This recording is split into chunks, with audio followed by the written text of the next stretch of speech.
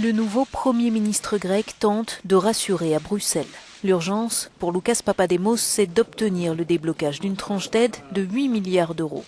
Mais ses partenaires européens veulent un engagement écrit sur l'austérité et les réformes, engagement toujours refusé par les conservateurs grecs.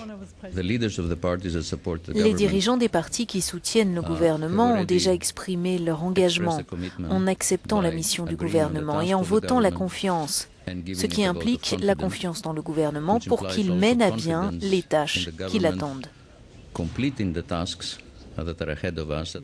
Faute d'assurance écrite de la part des plus réfractaires, le président de la Commission a réclamé du concret. Ce qu'il faut faire maintenant, c'est nous concentrer sur la mise en application, moins de politique et plus d'engagement, de mise en œuvre. C'est ce qu'il faut. Mais à en croire cet expert de l'Institut Bruegel, Athènes n'a pour l'instant peu de chances d'encaisser les 8 milliards qui lui sont nécessaires pour ne pas faire défaut dans les semaines qui viennent.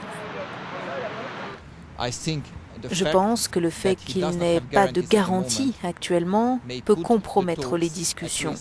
Sans cet accord écrit, aucune somme d'argent ne sortira d'Allemagne. Et nous savons que rien n'est possible sans l'Allemagne en Europe.